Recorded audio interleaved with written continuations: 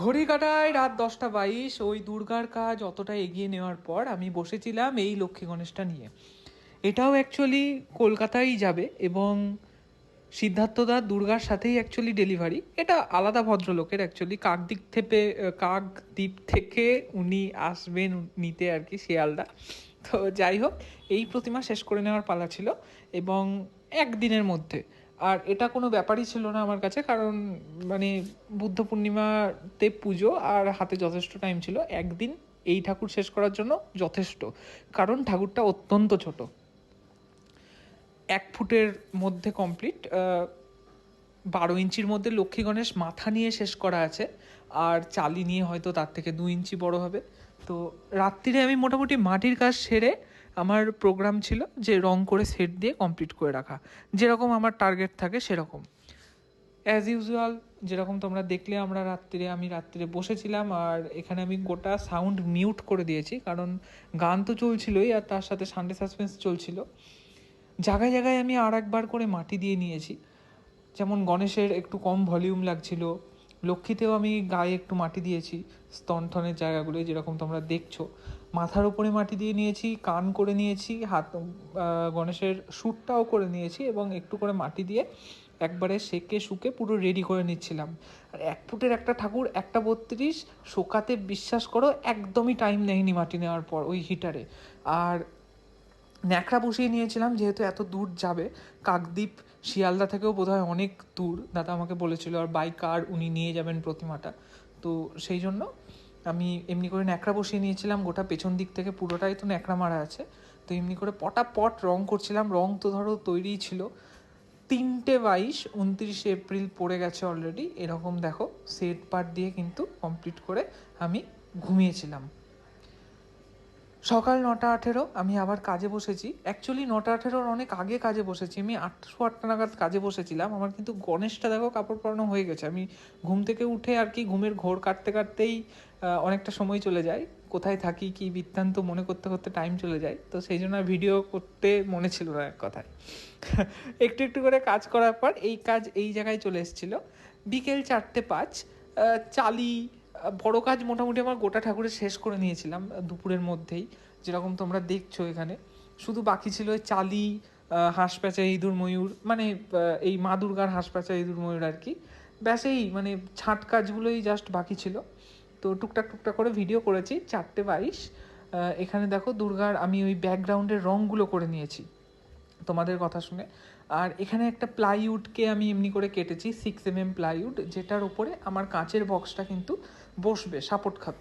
তো এই তলার বেসটাও আমি নিজেই বানিয়ে নিয়েছি। বেদিটাতে দেখো শেড দেওয়ার পর আমার কিন্তু প্রতিমাটা দেখতে ভালো লাগছিল, যেটা আগে খুব খ্যাটখ্যাট করছিল সেটা কিন্তু একদমই কেটে গেছে।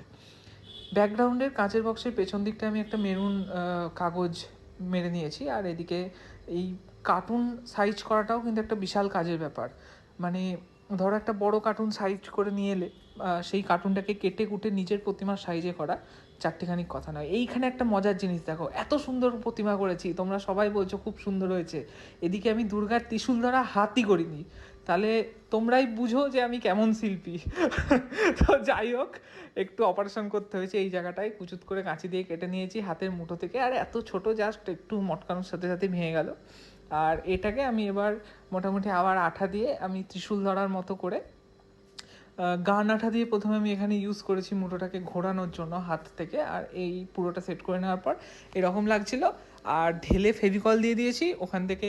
ঠাকুরের অন্য জায়গা থেকে ভাঙলেও ওই হাতের মুঠো থেকে আর কোনো দিনই ভাঙবে না, এটুকু গ্যারেন্টি আমার।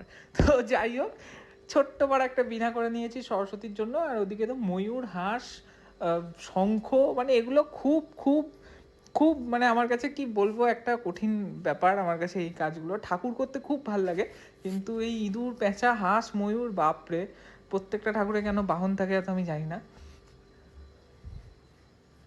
এই হচ্ছে প্রতিমার কমপ্লিট লুক, অস্ত্রফস্ত্র সব লাগিয়ে নিয়েছি এইটুকুর মধ্যে। এই কাজ আমি আর দ্বিতীয়বার বন্ধুরা করছি না, আমি এখনই অ্যানাউন্স করে দিচ্ছি, তোমরা এই দুর্গার জন্য আমার সাথে কেউ যোগাযোগ করো না। তোমাদের লাস্টে আমি একদম প্রমাণ দেখাচ্ছি, আমি সিদ্ধার্থদার কাছে অ্যাডভান্স নিয়েছিলাম অক্টোবরের 25 তারিখ, আর এটা এপ্রিলের শেষ, মানে এপ্রিলের 30 তারিখ উনি ডেলিভারি পাচ্ছেন। মানে অক্টোবর, নভেম্বর, ডিসেম্বর, জানুয়ারি, ফেব্রুয়ারি, মার্চ, এপ্রিল, মানে 7 মাস বাদ দিলেও 6 মাস পর উনি এই কাজটা আমার কাছ থেকে পাচ্ছেন। মানে কাজটা মানে করার যে ধৈর্য, যে সময়, সেই সময়টাই আমি কন্টিনিউ একটার পর একটা সিজন চলে আসছিল বলে দিতে পারছিলাম না। দাদা খুবই ভালো বলতে হয়। আর এখানে একটা ছাঁট কাজ বাকি চলে যাচ্ছিল, যখন মেলাতে বসেছিলাম তখন দেখলাম যে গণেশের দাঁতে আমি সাদা রং করতে ভুলে গেছি, আর ওদিকে যে ওই ত্রিশূল ধরা যে হাতের অপারেশনটা করেছিলাম ওই জায়গাটায় একটু জাস্ট অরেঞ্জ আর সাদা মিশিয়ে যে স্কিন টোনটা, ওটা কিন্তু আমি পেছন দিকটা করতে ভুলে গেছিলাম। তো এই দুটো করে নেওয়ার পর আমার গোটা প্রতিমা একদম ডান ডান। তোমরা কমেন্টে জানাবে এবার কেমন লাগছে। আর দুর্গা প্রতিমার শেষ দেখার সাথে সাথে লক্ষ্মী গণেশটাও তো অবশ্যই শেষ দেখতে হবে। ভিডিওটা শেষ অবধি দেখো ঝটপট। 9:49। আর এই হচ্ছে আমার লক্ষ্মী গণেশের কমপ্লিট লুক। এবার তোমরা এখানে জিজ্ঞেস করতেই পারো যে দাদা কলকাগুলো সাইডে কেন ঘোরাওনি। এখানে বলি, আমার যে কার্টুন মানে যে বক্সে আমি প্যাক করব, সেই বক্সের গায়ের ধারে ধারে ওই ঠিকরেগুলো যদি ধাক্কা লাগে তো ভাঙবে, সেই জন্য আমি ওই ঠিকরেগুলো আলাদা করে দিয়ে দিচ্ছি দাদাকে, এবং বক্সেই ফেলা থাকছে ওগুলো, এবং দাদা সেগুলো নিয়ে যাওয়ার পর কার্টুন আনবক্স করার পর কিন্তু নিজে নিজে লাগিয়ে নেবে। এই হচ্ছে কেস। আশা করি বোঝাতে পারলাম। তো আমার প্যাকিং রেডি, প্লাস্টিক দিয়ে দিয়েছি ওপরে, কারণ বৃষ্টির হাত থেকে বাঁচাতে হবে যদি বাই চান্স চলে আসে, ওয়েদারের কোনো গ্যারান্টি নাই। আর এখানে এবার আমি একটা স্কেল খুঁজছি, যে স্কেলটা সাইজে তোমাদের আরেকবার লাস্টবারের মতো দেখিয়ে দিচ্ছি যে 6 মাস পর যে প্রতিমা আমি ডেলিভারি দিচ্ছি সেই প্রতিমা ঠিক কতটা ছোট। দেখো একবার, এটা হচ্ছে তার প্রমাণ। এই প্রতিমা করতে গিয়ে আমার তো না আঙুল ঢুকেছে না নখ ঢুকেছে, কোথাও চেয়ারি কোথাও ছুঁচ, কি বলবো আর।